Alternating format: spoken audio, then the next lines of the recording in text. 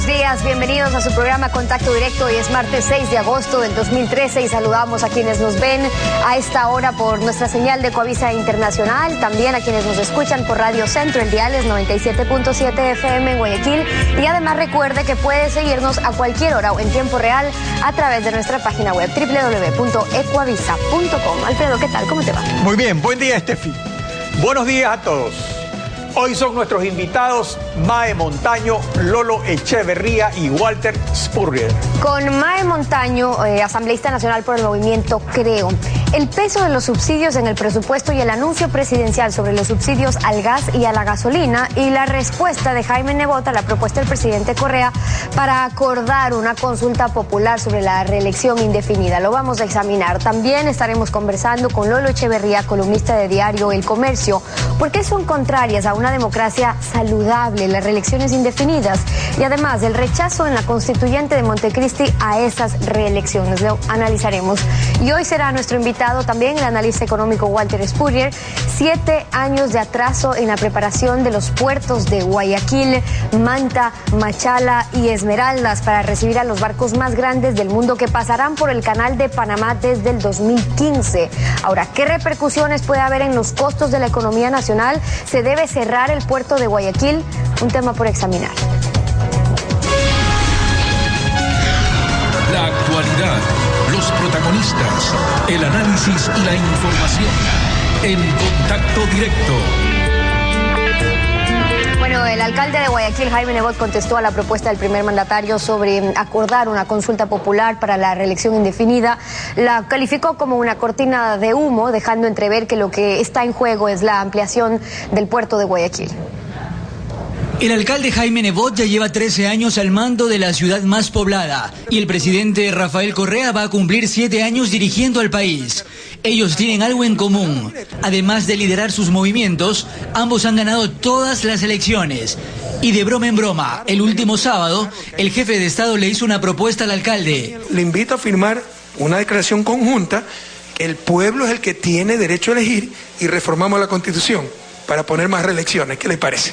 Este lunes, en su reducto, Jaime Nebot contestó: veo que por gracia de su majestad, don Rafael I, que se cree rey, me ha conferido a mí la calidad de mi rey. Es decir, él piensa que nos sentamos los dos, firmamos un documento y el país tiene que obedecer. No. Semanas atrás había empezado un debate sobre la reelección indefinida para garantizar la continuidad de los proyectos. En eso los mandatarios coinciden. Sigo creyendo que los relevos generacionales o no, en democracia los decide el pueblo. No, la Constitución, la ley, no, la ética, no, es el pueblo. Yo estoy de acuerdo. Sin embargo, al burgo maestre hay algo que no le cuadra. El alcalde de la ciudad considera que las declaraciones del primer mandatario son una cortina de humo. Sostiene que la verdadera intención del gobierno es frenar la actividad portuaria de Guayaquil. El humo, por espeso que sea, a mí no me quita la visión de las cosas. Yo le voy a explicar a los guayaquileños qué es lo que hay detrás de todas estas bromas, cuáles son las verdaderas intenciones en materia portuaria que afecta el empleo, los ingresos, el movimiento económico y el desarrollo actual de Guayaquil. Y sobre los pormenores de esta sospecha dará más detalles en las próximas horas. Una pareja lesbiana intentó contraer matrimonio ayer junto a su abogado. Se acercaron al registro civil donde les dijeron que estudiarán el caso y que en esta semana les darían una respuesta. El grupo GLBTI busca que se establezca el matrimonio entre personas del mismo sexo en Ecuador. Pamela y Gabriela, con sus documentos en carpeta y con 3 testigos, llegaron al registro civil a casarse. Son las impulsadoras de la campaña por el matrimonio equitativo al que consideran su derecho. Es que es un tema de derechos, no se trata de que una mayoría decida sobre una minoría, se trata sobre un tema de respeto a la identidad de la otra persona. A unas sabiendas que la Constitución en el artículo 67 no permite el matrimonio entre personas del mismo sexo, ellas hablan de iniciar una lucha para lograr que el matrimonio entre homosexuales sea permitido, como ya lo es en Uruguay y Estados Unidos, así como en otros 13 países. Nosotros hacemos lo mismo que cualquier persona común y corriente, cumplimos con obligaciones, pagamos impuestos. Las dos mujeres llevan 2 años conviviendo. No creen en la relación de hecho, dicen que eso no les garantiza, por ejemplo, acceder a la atención en el sistema de seguridad social. Que Gaby y yo somos tan humanas como cualquier heterosexual, que nuestro amor es tan legítimo y nuestro deseo de ser pareja es tan legítimo como cualquier pareja heterosexual. No pudieron casarse y lo que hicieron es un acto simbólico de intercambio de aros y de declaración de amor. Te amo, mi amor. Pero el registro civil ha ofrecido darles una respuesta en 4 días más, es decir, el próximo viernes conocerán si se les permite o no contraer matrimonio civil. Anticipándose a una negativa del registro civil, preparan una acción de amparo hasta llegar a la Corte Constitucional para que se defina si es viable o no que ante la ley sean un matrimonio. Pero la idea es llegar más allá, dice su abogado y testigo, Ramiro García. Sería muy triste tener que acudir a tribunales internacionales porque eso implicaría que los nacionales no funcionaran. La red LGBTI del Ecuador abre nuevamente el debate y busca visualizar la problemática que enfrentan, considerando que es la única manera de lograr, dicen, igualdad en los derechos.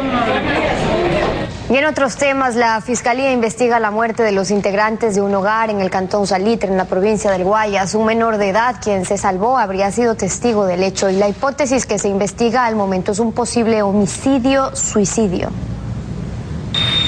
En la misma vivienda del cantón Salitre en la que murieron Luis E., de 34 años, su esposa Carla R., de 32, y los hijos de ambos de 10, 7 y 5 años, estuvo alguien más, el sobrino de la pareja, otro menor. El fiscal a cargo, Alexander Espinales, dice que ese testimonio es fundamental para resolver este caso. El menor está actualmente bajo protección de su familia y de la fiscalía. Estamos coordinando para, dada la situación de por sí emocional difícil que vive y dada su edad, con las formalidades correspondientes, receptar ya debidamente la versión del menor. La Policía Judicial del Guayas colabora en las investigaciones y asegura que con lo que se conoce hasta ahora ya tienen una teoría. Al momento manejamos una hipótesis, sí, una hipótesis que es un homicidio y suicidio. El fiscal reconoce que esa es una posibilidad, pero aclara que no se descartan otras hipótesis mientras continúen las investigaciones. En base a eso y a los otros elementos, ¿a cuál hipótesis nos podemos apegar más? Dentro del domicilio, la policía encontró 2 armas y los casquillos de varias balas que habían sido detonadas. Lo primero que intenta determinar criminalística es si las balas corresponden a esas armas de fuego. Y segundo, y más importante, ¿quién las disparó? Dentro de los análisis que se ordenaron se intenta averiguar si alguno de los adultos fallecidos disparó. Esos resultados estarán listos en los próximos días. Estados Unidos pidió a sus ciudadanos que abandonen Yemen inmediatamente y además ordenó la salida del país del personal gubernamental no imprescindible debido a una seria amenaza terrorista en el país árabe. Para agilitar la evacuación, el gobierno de Barack Obama ha enviado 2 aviones. La advertencia de Washington se produce tras el cierre el pasado domingo de varias embajadas y consulados estadounidenses en Oriente Medio y África debido a la amenaza de atentados de Al Qaeda. Mae Montaño, asambleísta nacional por el movimiento Creo. Buenos días, bienvenida a Contacto Directo. Muy buenos días, doctor, a usted, al pueblo ecuatoriano. De manera muy especial, permítame hacer llegar un saludo cariñoso a mi queridísima provincia de Esmeraldas, que ayer celebró sus fiestas de independencia. Así es, el 5 de agosto. Muy bien. El 5 de agosto. En la página 16 del informe de la Comisión de Régimen Económico para la aprobación de la proforma presupuestaria, se deja constancia de que el Ejecutivo estima que los subsidios gubernamentales para el 2013 alcancen 6.603 millones de dólares, que equivalen al 20.4% del presupuesto general del Estado y al 7.30% del Producto Interno Bruto.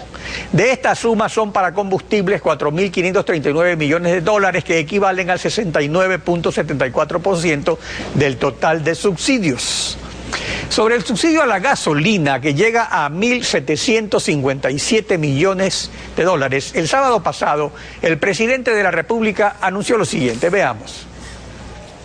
En esa parte privada, por supuesto, el subsidio está beneficiando más al rico que tiene un carro privado 4x4 8 cilindros que al pobre que no tiene ni siquiera carro. De hecho, hay cálculos que para el que tiene 4x4 8 cilindros el subsidio a la gasolina es $1.000 por año, que el pobre que no tiene carro, por el subsidio no le suben los pasajes, el beneficio tan solo es $60, $80 por año. O sea, se beneficia 10 veces más el rico. Y para evitar eso, estamos estudiando un sistema de cupos para decir, bueno, cada ecuatoriano que tiene un carro en la matrícula tenga su tarjeta, esto es para consumir 300 galones galones por año. Eso es lo que el Estado le garantiza a este valor. Se pasó a 300 galones, tiene que comprar a precio de mercado, sin subsidio. No transporte público, transporte urbano, porque eso incrementaría precio de alimentos, etc. Entonces estamos estudiando eso para ver si se lo puede aplicar el próximo año, tal vez 2015. Asambleísta, este anuncio en el 6º año de gobierno, ¿cuál es su opinión al respecto? Es bueno recordar por qué surgen los subsidios y decir también que el valor del subsidio del combustible es de 3.700 millones de dólares, o sea, es mucho dinero. Los subsidios en realidad surgen para beneficiar a los sectores menos favorecidos en una sociedad, en un país, para permitirles que se integren de mejor manera a la economía de ese país. Este es el debate que debimos haber profundizado en la Asamblea, en la discusión precisamente cuando se aprobaba la proforma presupuestaria. Ahora, esos subsidios tienen que cumplir determinadas condiciones. Primero, tienen que ser focalizados, o sea, tienen que estar orientados a esos grupos menos favorecidos. Lo otro es que las finanzas públicas del país tienen que orientarse no a mantener a los grupos menos favorecidos en el uso de ese subsidio, en la dependencia de ese subsidio, sino que tienen que generar una infraestructura productiva que genere trabajo, que genere posibilidades de emprendimiento, porque un país puede mostrar que tiene fortalezas económicas cuando menos personas dependen del subsidio, no como nos están haciendo creer ahora. Entonces, en este momento, es verdad, es cierto que tenemos un subsidio generalizado, que tenemos en los combustibles y en el gas, tenemos que los que son más favorecidos son los más ricos. Se dice que en el caso del gas, el quintil, que se llama en sociología, el quintil más rico, el grupo de ecuatorianos más rico, se beneficia 5 veces más que el grupo de ecuatorianos más pobres. Y en el caso de los combustibles de manera general, por lo menos esa diferencia puede llegar en 20 veces. El grupo más rico del país recibe 20 veces el beneficio en relación a los pobres del país. Pero también, por otro lado, esto subsidia también el transporte público, el transporte aéreo, el transporte naviero, o sea, incluso la generación de electricidad. O sea, eso también es un subsidio a la economía en general. Es verdad que existen grupos privilegiados, pero de otra parte también es un costo importante para la economía que permite el crecimiento que ha habido de alguna manera en los últimos tiempos. Indiscutiblemente, pero los subsidios tienen que ser temporales. No podemos tener una economía subsidiada, una economía sobreprotegida, cuando lo que tenemos que hacer es estimular a que esa economía sea competitiva y sea eficiente y que genere el mayor número de empleos y de oportunidades para la gente. Yo creo que este debate y este tema, que es profundo, hay que decirlo con absoluta claridad. ¿Por qué hemos esperado todos estos años para tomar decisiones? En este momento, cuando tenemos una proforma presupuestaria que tiene 5.000 millones de déficit y tenemos 6.000 millones de subsidios, y por otro lado, en un país en donde los gastos corrientes son elevados, yo creo que es el momento que el presidente de la República nos presente una propuesta seria de cómo gradualmente se tiene que salir de los subsidios, sobre todo de aquellos que se llaman regresivos, o sea, que benefician más a los ricos que a los pobres en el país, pero también de cómo disminuimos el gran gasto corriente en este país, porque no es posible que en un periodo en donde los precios del petróleo han beneficiado los ingresos del país o debieron haber beneficiado la economía del país, nos estemos endeudando cada vez más para cubrir el déficit. Asambleísta, en este momento tenemos una interrupción por una cadena ordenada por la Secretaría de Comunicación de la Presidencia de la República.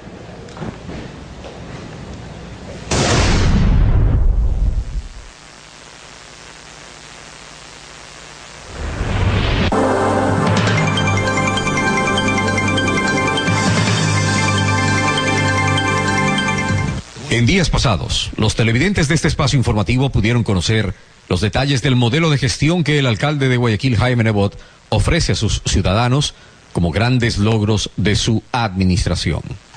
Fue en una entrevista del 23 de julio. ¿Quiere usted hablar de vivienda? Allí muestran el proyecto bandera del gobierno. Vaya a verlo, cualitativa y cuantitativamente. Nosotros tenemos 35.000 viviendas al haber Eso es techo y dignidad para 150.000 personas. 35.000 viviendas. Está bien. Sin embargo, es necesario recordar a los ciudadanos que esas viviendas han sido ejecutadas en las 2 décadas de la administración social cristiana. Viviana Bonilla, gobernadora del Guayas. 35.000 viviendas en 2 décadas. El gobierno de la Revolución Ciudadana ha construido 20.000 viviendas en 6 años. Viviendas dignas para los guayaquileños y guayaquileñas. Viviendas que corresponden a un plan integral de desarrollo, en donde no solamente tenemos como prioridad los planes habitacionales, sino además que alrededor de estos se construyen unidades de policía comunitaria, centros infantiles del buen vivir, hospitales, centros de salud y colegios réplica. El gobierno de la Revolución Ciudadana ha realizado la construcción de ciudadelas integrales, sociovivienda, que en varias fases está al servicio de los ciudadanos de menores ingresos económicos. En su primera etapa se han construido 2.500 soluciones habitacionales. En la fase 2, 3.027 soluciones habitacionales. Y en construcción está la fase 3, con una producción de 1.600 viviendas. Además, se está diseñando otras etapas de sociovivienda que construirá cerca de 14.000 viviendas. También existe el proyecto Ciudad Victoria, que consta de 8.000 unidades habitacionales. En total se invirtió $201 millones para realizar estos proyectos para los ciudadanos de menores ingresos en la ciudad de Guayaquil. Pedro Jaramillo, ministro de Desarrollo Urbano y Vivienda. Por eso nuestros programas emblemáticos, Ciudad Victoria, Sociovivienda, en donde estamos demostrando a las familias que viven en zonas de invasión, que es mucho más económico para todos, que es mucho más rentable, si se puede usar términos de mercado, por llamarlo así, de vivir organizadamente. Una familia que adquiere una vivienda con un crédito hipotecario de finanzas populares, con el bono de la vivienda, termina pagando $70 y $80 mensuales en el peor de los casos por una vivienda digna, de 40 metros cuadrados, con agua potable, alcantarillado, educación, guarderías, servicios comerciales, y estamos resolviendo el tema del transporte también. ¿Qué más decía el alcalde Nebot en Ecuavisa? ¿Quiere usted hablar del estero salado? ¿Quién recogió la basura acuática por primera vez? Nosotros. Está muy bien recoger basura, pero los esteros aún siguen contaminados y se tiene una infraestructura sanitaria clandestina. Viviana Bonilla. Recoger la basura es una medida de parche sobre parche. No responde a una medida integral, a una política clara destinada a recuperar nuestro estero salado en su totalidad, sino que responde a sus viejas tácticas de siempre maquillar y decorar la pobreza. El gobierno de la Revolución Ciudadana tiene una política clara para destinar y recuperar nuestro brazo de mar, como es el estero salado. Desde el Ministerio de Ambiente se han colocado 4 oxigenadores en 4 puntos de la ciudad, que han permitido mejorar la calidad del agua y eliminar los malos olores. Asimismo, se han también reforestado 12 hectáreas de manglar y, a su vez, desde el Ministerio de Vivienda se han reubicado a las familias. ¿Para qué? Para que no sigan contaminando el estero salado. Hasta el 30 de junio se han reubicado a 1.481 familias que vivían en el estero salado. Y para evitar que no vuelvan a poblar la zona, se contará con 41 kilómetros en parques. Pedro Jaramillo. Por eso Guayaquil Ecológico para nosotros es un proyecto democrático. Recuperar los esteros, no pintando las casas, no manteniendo casas que no tienen infraestructura sanitaria adecuada, sino más bien reubicando y devolviendo a la ciudad lo que los urbanismos populistas le quitaron a la ciudad: sus esteros, su capacidad de goce de los manglares. Eso es lo importante y el modelo que nosotros estamos apuntando, un modelo de ciudad democrático. Un modelo de ciudad democrático que destina $14.300.000 para el puente que unirá a Guayaquil con la isla Santay. Obra que estará lista a finales de octubre. Además, se construye el puente que unirá a Durán con la isla Santay con una inversión de 12 millones, listo para febrero del 2014. Pedro Jaramillo. devolverle a la ciudad los espacios verdes que se le han quitado. Tenemos un programa importantísimo con las márgenes del Estero Salado, con la vinculación de la isla Santay a través de 2 puentes, el Durán Santay y el Santay Guayaquil, de tal manera que eso sea accesible, de ciclopaseos, de que la gente vuelva a tener conciencia de la importancia que es del disfrute de los espacios verdes.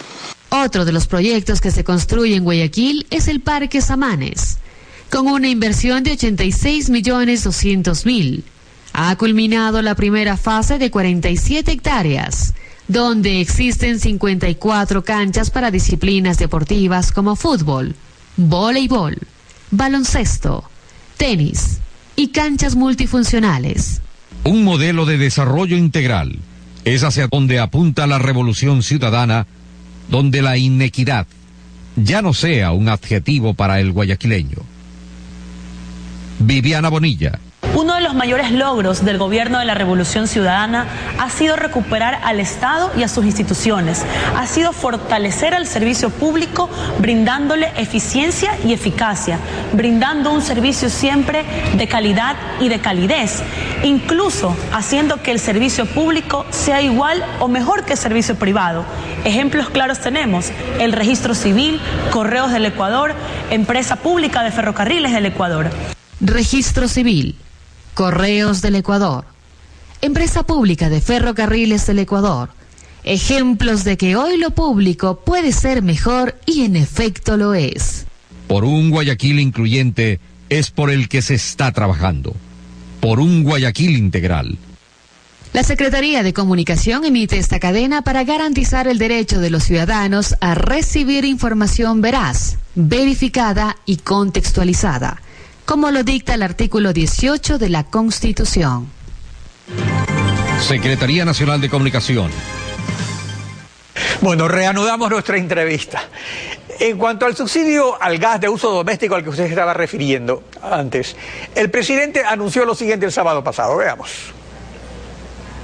Subsidio es cerca de $700 millones. 2016 están las hidroeléctricas. Vamos a tener energía eléctrica estable, limpia, renovable. Tenemos que hacer que la principal energía utilizada en los hogares no sea de origen fósil como el gas, licuado de petróleo, GLP, sino energía eléctrica y de origen hidráulico. Vamos a empezar incluso subsidiado a que se vendan cocinas eléctricas y que se reemplacen por las cocinas de gas. Cuando garanticemos que todo ecuatoriano tenga o haya tenido posibilidad de tener la cocina eléctrica, ya ahí sí el precio del gas tendrá que ser un precio internacional, porque el precio del gas no cubre ni siquiera el costo de distribución. De hecho, las cocinas pueden ser mixtas, eléctrica y gas. Se va la electricidad, utilizo el cilindro de gas, pero será un cilindro de gas por año. Lo que nos cuesta el subsidio al gas son unas 200 escuelas del milenio por año. Asambleísta, su comentario sobre esta propuesta. Sí, lo que no nos dijo el presidente es que 700 millones son ahora, pero como el precio internacional de los derivados del petróleo también sube, ese valor va a ir incrementándose en los años siguientes. La gran pregunta y la gran interrogante es: ¿por qué en el 2016, en un año electoral y en un año que tiene que ser de cambio de gobierno? Esa es la gran pregunta. ¿Qué hacemos durante estos años? ¿Permitimos que este valor de los subsidios, porque no nos ha dicho de manera específica qué va a hacer con el subsidio de los combustibles de manera general? ¿Qué va a pasar durante estos años? El subsidio aumenta, el déficit también y el endeudamiento del Ecuador también. ¿Será que estamos construyendo una burbuja? Bueno, ese es el punto, ¿no? Estos subsidios estarían por reducirse, no por desaparecer totalmente en el 2016, luego de 9 años de gobierno ya a esa fecha. Ahora, simultáneamente en estos momentos, Alianza País estudia una reforma constitucional para la reelección indefinida. Al respecto, la asambleísta Jimena Ponce de Alianza País, aquí en Contacto Directo, dejó registrado lo siguiente. Veamos. Si la reelección es un instrumento, es un mecanismo que nos permite conseguir los objetivos del buen vivir, pues entonces entiendo que la ciudadanía tendrá pronunciamientos favorables para ello. A eso es a lo que debemos apuntarle. ¿Cuáles son las formas, instrumentos, mecanismos que nos lleven a eso? Son los que debemos irlos definiendo ya desde la actoría política, desde la actoría pública y también desde la actoría ciudadana. Nuevamente, el debate de fondo no es solo la continuidad de una persona, sino sostener un proyecto político, y eso me parece que es lo que estamos poniendo a consideración. ¿Cuál es la posición de Creo frente a las reelecciones? El debate de fondo es que no hay debate, ni siquiera en la Asamblea. Yo digo que es lamentable cuando organizaciones políticas que tienen años de conformados no encuentran entre sus militantes y entre sus dirigencias líderes suficientes para la renovación y para mantener un valor que es fundamental en democracia, que es la alternancia. Es lamentable, y más lamentable aún cuando se quiere permanecer en el poder por mucho tiempo a partir de fomentar el caudillismo. O sea, cuando un proyecto político está orientado a fortalecer en la personalidad, en el individualismo, en la personalidad de alguien, el desarrollo de una organización política y sobre todo de un país. Ha llegado el momento de que los ecuatorianos alcemos nuestra voz para decirle no a la reelección indefinida, para decir sí a la democracia, porque las reelecciones indefinidas fomentan el autoritarismo, fomentan la concentración de poder, así lo dice la historia, así lo hemos conocido, así lo hemos reconocido de las vivencias de otros países también, y no podemos permitir que esa concentración del poder, que ese uso abusivo del poder y que hasta el uso abusivo de los recursos públicos sirva para perennizar a alguien en el poder. Los ecuatorianos somos suficientemente capaces, hay suficientes ecuatorianos con capacidad y con liderazgo para asumir también el destino y la dirección del Ecuador. Usted fue asambleísta en Montecristi y en la constituyente se aprobó la reelección por una sola vez para todos los cargos. Se eliminó la reelección indefinida para alcaldes, prefectos y asambleístas, y se incorporó la reelección presidencial consecutiva que solo lo había permitido antes la Constitución de García Moreno a mediados del siglo XIX. En Montecristi, ¿cuáles fueron los argumentos de Alianza País para tomar esta decisión de rechazar las elecciones indefinidas? Porque eso es lo que dice la Constitución, no hay reelección indefinida. Y recuerde usted, doctor, yo alcé mi voz para decir que estábamos en contra de la reelección inmediata, precisamente para evitar que nuestros recursos, que los recursos públicos sean utilizados para alimentar empresas electoreras y para que de manera abusiva esos recursos sean utilizados en campañas electorales. Las explicaciones que dio País, como siempre, desde Montecristi, desde la Asamblea Constituyente como hasta ahora, cuando se plantea un debate serio de principios políticos, de principios democráticos, siempre se inicia y se termina con conceptos ideológicos que nadie entiende, con debates que no tienen ninguna justificación. Y eso es lo que ocurrió. Y por eso dijimos que esta Constitución que está vigente, que la respetamos porque el pueblo ecuatoriano así lo decidió y ese es el marco constitucional actual, pero estaba siendo planteado como un traje a la medida de un proyecto político. Y ahora, recuerdo perfectamente bien que el tema inclusive de la reelección de los alcaldes con periodos ampliados, mire usted esto, de 5 años en el periodo que está concluyendo y de 5 años nuevos en el periodo venidero, está planteado para que en el intermedio de ese periodo de los alcaldes existan elecciones presidenciales. O sea, todo está fríamente calculado. Bueno, el presidente Correa anunció el sábado pasado que hoy viene a Guayaquil y está dispuesto a un acuerdo con el alcalde Nebot para una consulta popular sobre la reelección indefinida. Ayer el alcalde Nebot le contestó al presidente lo siguiente, veamos. Veo que por gracia de su majestad, don Rafael I, que se cree rey, me ha conferido a mí la calidad de mi rey. Es decir, él piensa que nos sentamos los dos, firmamos un documento y el país tiene que obedecer. No. Yo tengo más humor que Rafael Correa, pero yo no me río de las instituciones ni de los ciudadanos. Más allá de lo que digan las leyes, etcétera, tiene pleno derecho, conceptualmente hablando, a presentarse una reelección. Eso no quiere decir que el pueblo lo vaya a reelegir. Sigo creyendo que los relevos, generacionales o no, en democracia los decide el pueblo. El humo, por espeso que sea, a mí no me quita la visión de las cosas. Yo le voy a explicar a los guayaquileños qué es lo que hay detrás de todas estas bromas, cuáles son las verdaderas intenciones en materia portuaria.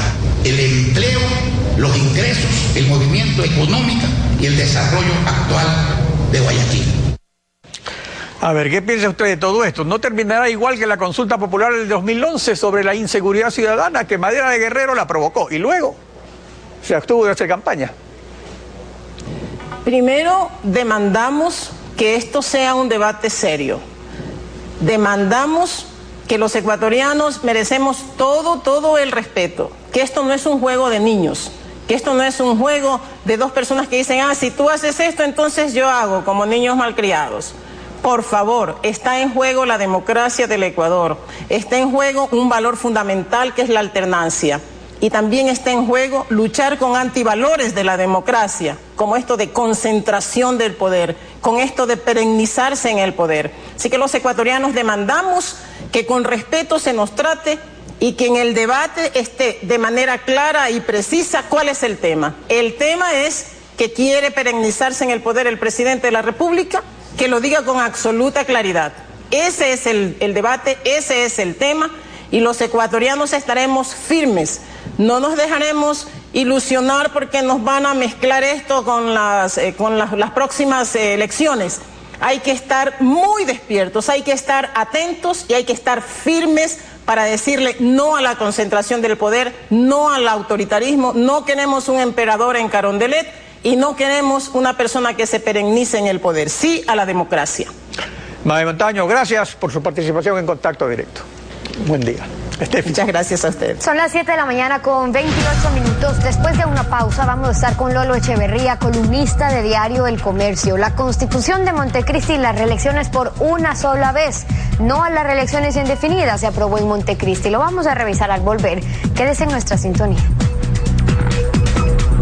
El ejercicio de buscar poder acumulativo como adrenalina es sensación de plenitud artificial hoy y autodestrucción mañana. Lo dijo el Papa Francisco.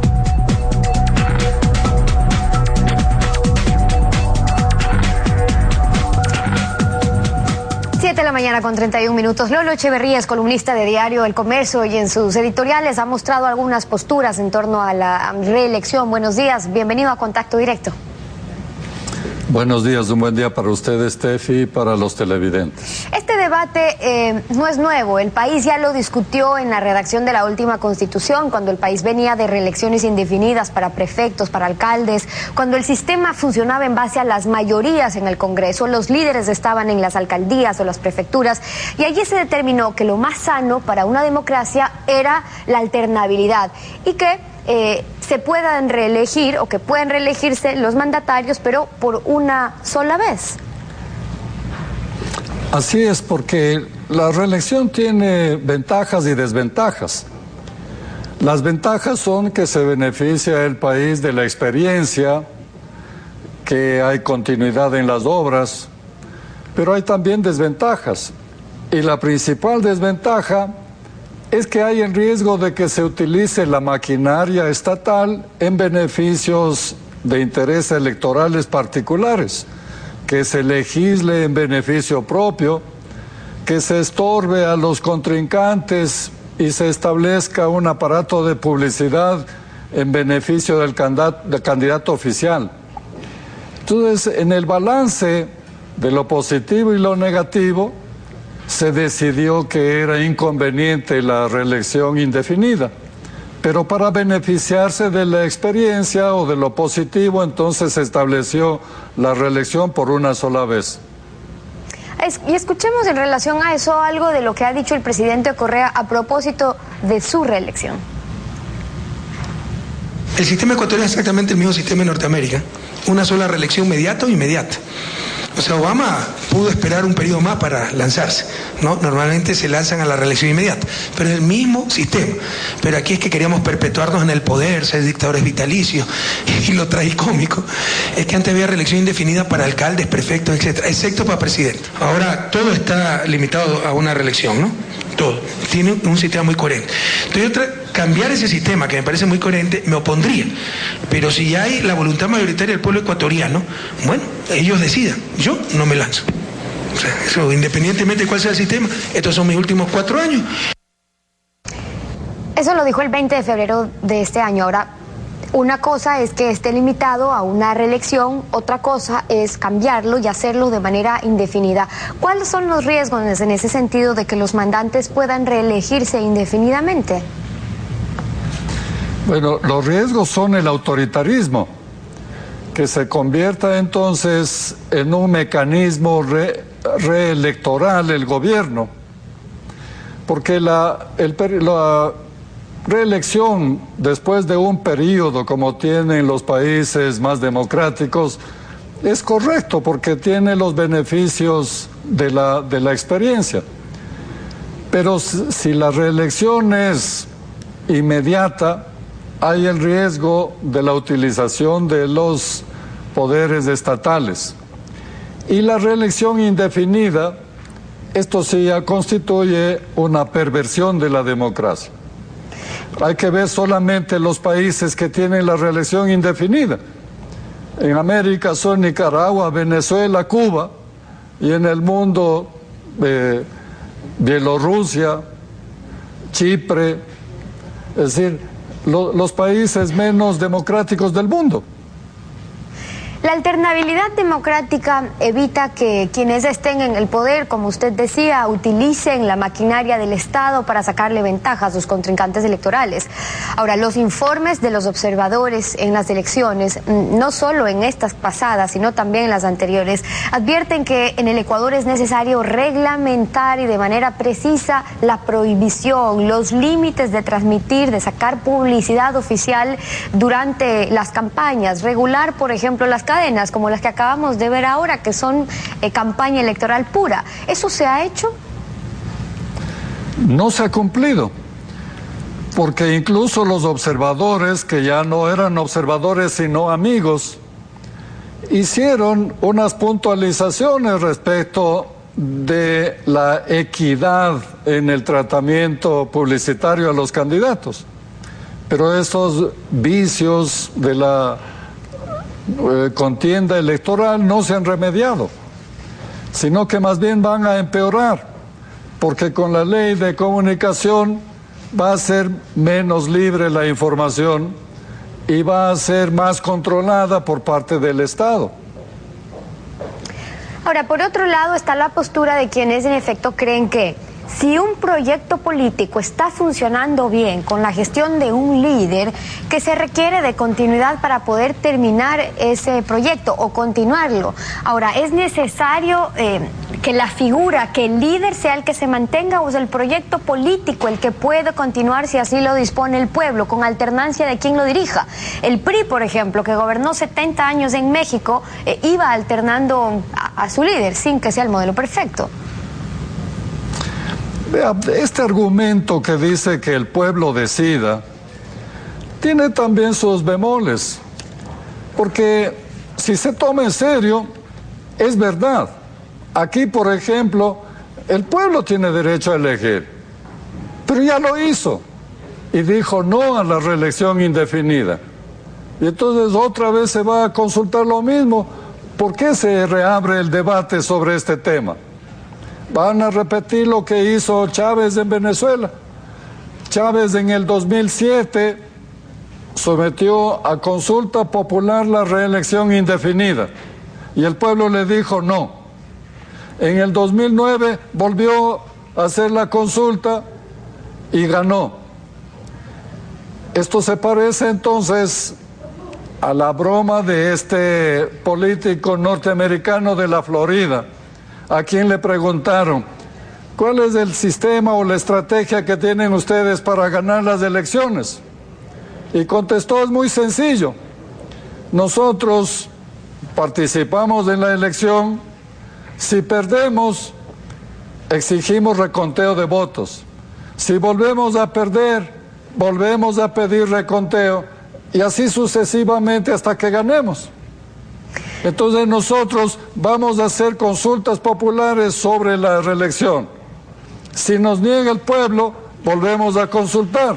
Y así sucesivamente hasta que nos diga sí. O podría ser también que Alianza País todavía no ve o no está seguro de que exista un sucesor de Rafael Correa, y a pesar de que en varias declaraciones se ha dicho que el presidente no buscará la reelección, eso también ya dentro de la política es cuento viejo, no es sino hasta el último momento que anuncian que no querían, pero que por voluntad del pueblo ahora lo tienen que hacer, pero para eso sí necesitan tener una reforma constitucional que el pueblo lo autorice para que en efecto esté abierta la posibilidad. Bueno, es obvio que se quería simplemente reabrir el debate sobre este tema, pero tiene que hacerse en debida forma. Como se está haciendo, no se puede creer no puede ser ni broma ni serio. Si es en broma, estamos hablando de la Constitución, de la democracia, de la permanencia indefinida en el poder. Entonces no cabe hacer entre risas y remedos. Esto parecería entonces humor negro. Pero en serio sería tenebroso. No puede ser que en un país donde está vigente una constitución que prohíbe la reelección por más de una vez, tengamos un presidente que va a estar 10 años, un alcalde que puede estar 18 años.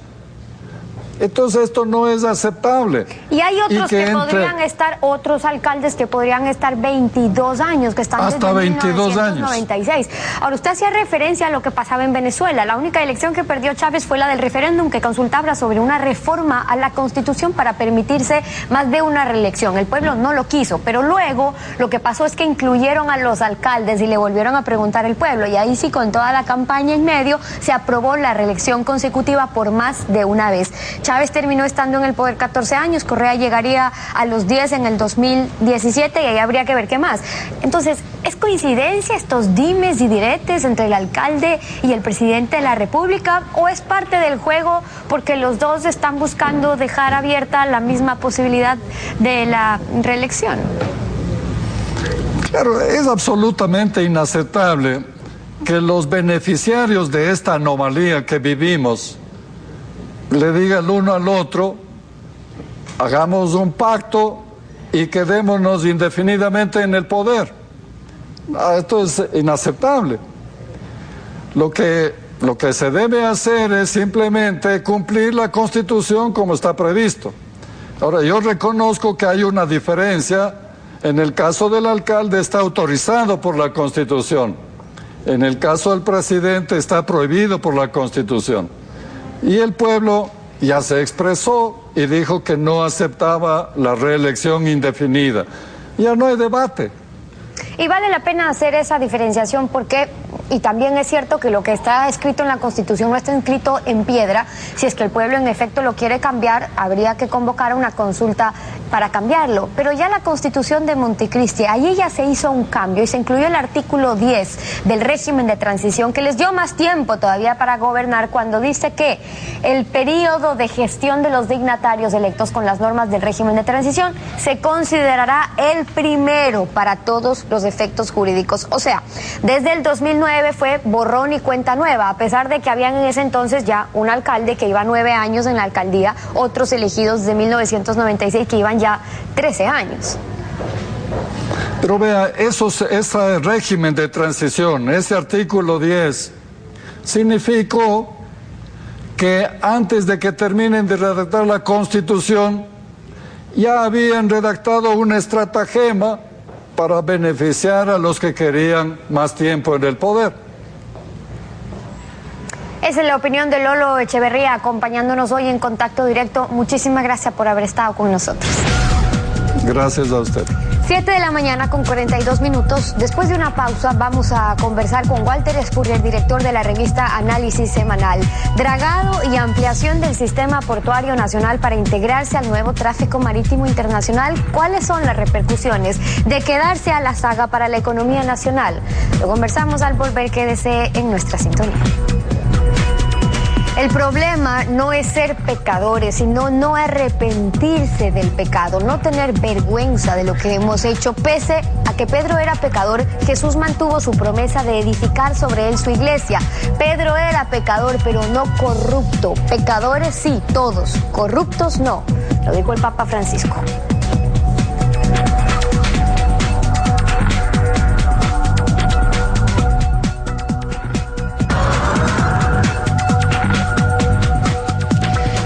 En el 2006, el Canal de Panamá inició la ampliación y construcción de un tercer juego de esclusas que estará en funcionamiento el 2015. En este lapso de 9 años, puertos de todos los continentes han iniciado y llevado a efecto el dragado de sus canales de acceso y la ampliación de instalaciones en los puertos de aguas profundas, a propósito de facilitar el acceso de los buques post-Panamax, que tienen hasta 15 metros de calado, cuando hoy la media es de 12 metros. En el Ecuador, en estos 7 años, no se ha realizado ningún trabajo de este tipo en sus 4 puertos: Guayaquil, Puerto Bolívar, Manta y Esmeraldas. Está con nosotros el doctor Walter Spurrier, analista económico. Buenos días, bienvenido a Contacto Directo. Buenos días, doctor Víctor Gote.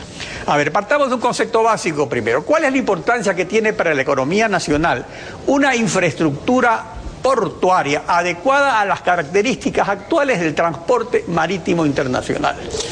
Bueno, el tener una infraestructura adaptada a la actual moderno sistema de transporte internacional significa costos más bajos del transporte de importación y exportación, significa que los productos del país pueden ubicarse más rápidamente, llegar más rápidamente a los mercados externos, que la industria nacional puede abastecerse más rápidamente de los insumos que necesita y poder vender los productos que va a exportar, significa una mejor inserción en la economía global. O sea, tanto para la competitividad de nuestras exportaciones como para los costos internos con las materias que importamos. Así es. En los 2 vías. Ahora, el presidente de la República recientemente formuló un anuncio respecto a este tema tan importante. Veamos lo que dijo el presidente. Nosotros no estamos hablando, ya lo estamos estudiando. El puerto marítimo tiene que salir del Golfo. Se están haciendo estudios desde Pozorja, que es la entrada al Golfo de Guayaquil, hasta cerca de Chanduy, límite con la provincia del Guayas, porque ahí hay aguas profundas, lo cual hará mucho más competitivo el puerto de Guayaquil. Porque este momento es para entrar al Golfo 8 horas, salir 8 horas, además que hay que esperar que suba o baje la marea. Pero mientras tanto, ¿qué es lo que sucede? Nuestros puertos tienen hasta 12 metros de calado. No tenemos puertos de gran calado. El que permite mejores posibilidades para mayor calado es el puerto de Manta. Así que vamos a hacer una intervención urgente en Manta con inversión del gobierno, inversión de cerca de $70 millones para lograr en los próximos meses un calado de 15 metros y permitir que los más grandes buques del mundo, los llamados post-Panamax, puedan llegar a puertos ecuatorianos. Es que otra tontería es que dragar el canal. El canal tiene 9.6 de calado. Gastando millonadas puede llegar a 10.6. Pero un post-Panamax, los buques más grandes, necesitan 15 metros de calado, que no se va a lograr nunca en el puerto de Guayaquil. No engañen a los guayaquileños, por favor. A ver, aquí hay 2 puntos importantes. Primero, sobre Manta. Según las estadísticas portuarias, en el periodo 1980-2010, la distribución del flujo de carga ha mantenido un promedio constante del 70% para el puerto de Guayaquil, 20% para Puerto Bolívar, aunque el año pasado alcanzó solo el 12%. El puerto de Esmeraldas el 6% y el de Manta el 4%. Entonces, la inversión portuaria tiene que ver solamente con las instalaciones propiamente dichas de un puerto o con su área de influencia industrial y comercial. O sea, ¿cómo es que se va a invertir en el puerto que solo transporta el 4% de la carga? Bueno, lo que sucede es que los barcos van a donde está la carga y la carga está en Guayaquil. Por eso hay 500 años de historia detrás de Guayaquil como puerto principal. La carga viene primero la propia población muy grande de Guayaquil y su actividad económica. Tiene toda la cuenca del Guayas que sus productos salen por Guayaquil. Está perfectamente ubicado para el austro. Luego todo el Golfo de Guayaquil tiene una gran producción camaronera. O sea, Guayaquil produce carga de exportación y requiere carga de importación. Hoy en día los costos Guayaquil de transporte no son superiores, no son distintos a los que hay, por ejemplo, en el Callao o en Buenaventura o en los puertos de Chile. El problema es que si la carga está aquí, los barcos tienen que venir aquí. No se puede decir la carga vaya a donde queremos que vaya, sino los barcos tienen que ir a donde está la carga y Guayaquil puede recibirlos. Claro, por eso cuando nos referimos al área de influencia de un puerto, eso tiene que ver con la carga. Guayaquil concentra el 72% de la carga de exportación y el 57% de la carga de importación. Ahora, esto no se puede cambiar en unos pocos años y llevar toda esta carga a un sitio distante tiene un costo para la economía nacional, tanto para exportadores como importadores. Desde este punto de vista, ¿es factible el proyecto del presidente Correa de convertir a Manta en poco tiempo en el primer puerto nacional? No, no es factible. Manta tiene un muy buen crecimiento. Ha desarrollado una industria pesquera muy importante, ha desarrollado otros tipos de empresas, está desarrollando el biodiesel, es un puerto que está creciendo, una ciudad está creciendo en importancia, pero viene de una base muy pequeña.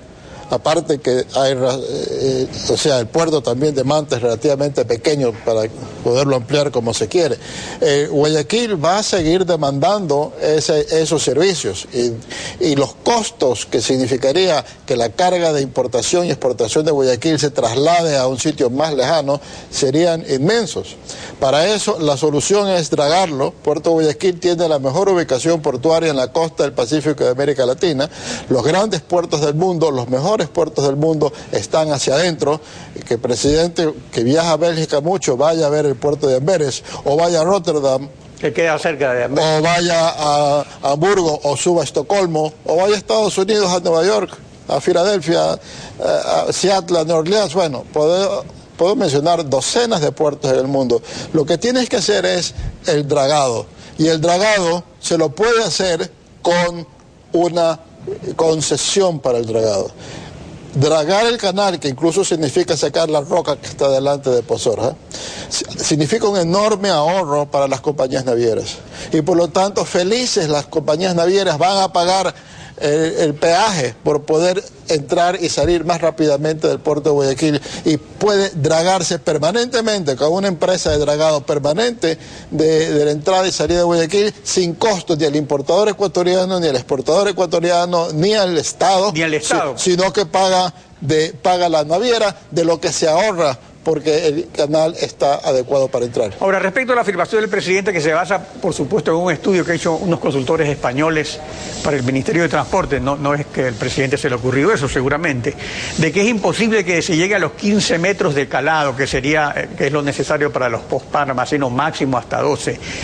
¿Qué hay sobre esto? ¿Es realmente imposible o obviamente un dragado de 9 metros a 15 metros exige una inversión mayor, y en cuánto tiempo se puede hacer? ¿Cómo funcionaría? Yo tengo entendido que los españoles, tengo entendido porque no sé quiénes tengan acceso al documento. Yo no he tenido acceso, normalmente yo no tengo acceso a documentos oficiales. Tengo entendido que los españoles dicen que mantener el canal abierto durante el periodo de la concesión cuesta $1.000 millones, o sea, $40 millones anuales. No conozco que digan que es imposible hacerlo, pero en todo caso sería importante que los consultores españoles expliquen su tesis a un cabildo empleado de Guayaquil, que era el señor presidente. Ahora, que los haga cuesta $1.000 venir. millones el dragado, pero un puerto totalmente nuevo cuesta $5.000 millones. Aparte, aunque fuese gratis el puerto, el transporte de la carga, los contenedores, los más de 1 millón de contenedores que se transportan que entran y salen de Guayaquil, solamente ese transporte tiene un valor 5 o 6 veces mayor en el tiempo de la concesión de lo que puede ser el dragado.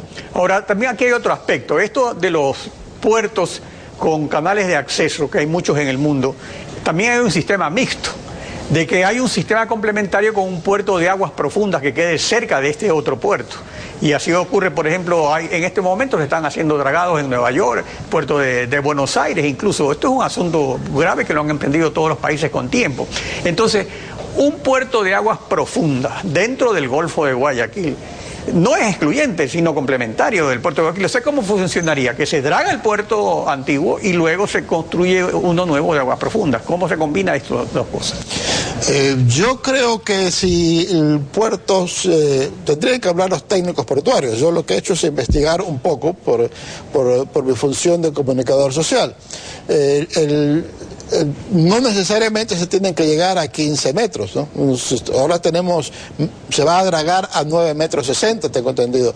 Si tuviésemos 12, 13 metros, yo pienso de que no habría problema en naves que entren en el puerto de Guayaquil a dejar la carga y recoger la carga que Guayaquil necesita, y que no tendría un costo superior al que tenga en un puerto como el Callao o Buenaventura.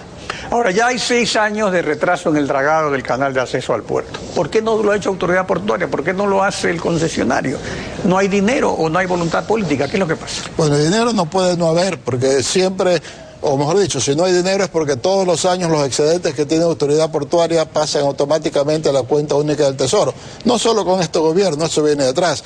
Si le devolvieran a Autoridad Portuaria todo el dinero que le han retenido y que no ha sido reinvertido, yo pienso que habría de sobra para el dragado, si ese fuese el caso. Y el concesionario, no sé, yo pienso que estamos en una situación en que nadie quiere hablar o actuar de una manera que pueda contrariar al presidente. O sea, por miedo. Yo creo. Vivimos en la República del Miedo. No sé en qué república vivimos, pero o por lo menos de la extrema discreción. Walter Espurier, gracias por su participación en Contacto Directo. 7 de la mañana con 56 minutos. Vamos a una pausa y cuando volvamos en los deportes, el arquero de Barcelona y la selección ecuatoriana de fútbol, Máximo Banguera, convocó a una rueda de prensa para pedir disculpas públicas por la agresión al jugador de Emelec, Pedro Quiñones. Ya les mostramos los detalles. Los derechos humanos se violan no solo por el terrorismo, la represión, los asesinatos, sino también por la existencia de condiciones de extrema pobreza y estructuras económicas injustas que originan las grandes desigualdades. Lo dijo el Papa Francisco. Deportes en Contacto Directo. 7:59, ¿qué tal, María Giselle? El arquero de Barcelona ya pidió disculpas. Así es, muy buenos días, Steph. Iniciamos los deportes con las disculpas públicas ofrecidas por el golero del Barcelona, Máximo Banguera, por el incidente ocurrido luego del clásico del Astillero. El jugador espera dárselas personalmente a Pedro Quiñones, afectado por el manotazo. Veamos. El portero Máximo Banguera y Barcelona organizaron una rueda de prensa en la que el futbolista explicó su reacción a la derrota ante Emelec en el clásico del Astillero. Golpeó el rostro del volante Pedro Quiñones. Banguera se disculpó. Quiero pedir mis más sinceras disculpas por esta vía, a Pedro Quiñones, a su familia, a la hinchada, a todos los que conformamos Barcelona. Quiñones estuvo hospitalizado hasta este mediodía, recuperándose del manotazo que le provocó un desmayo y convulsiones, según el médico del club Sport Emelec. Ahora Banguera espera resignado una posible sanción que lo alejaría no solo del campeonato, sino de la selección ecuatoriana. Yo estoy consciente, ¿no? Y si tiene que haber una sanción, la tiene que haber, ¿no? La sanción, porque igual en este caso hay que respetar el informe del árbitro, igual mucha gente vio. Habrá que esperar el informe de los árbitros del partido, que será tratado este martes en la sesión de la Federación Ecuatoriana de Fútbol. Y Revista Estadio le rinde un homenaje a Cristian El Chucho Benítez, en el que se hace un recorrido por la vida personal y profesional del desaparecido futbolista ecuatoriano. En esta edición titulada Un homenaje a la vida, se hace una interesante recopilación fotográfica. Paula Camposano nos cuenta más. Revista Estadio preparó una edición especial en este mes como homenaje al delantero tricolor Cristian Benítez, quien falleció el pasado lunes en Qatar. En su contenido se hace un repaso por los clubes en los que militó el desaparecido ariete, además de su paso por la selección ecuatoriana de fútbol desde su primera convocatoria en el 2005.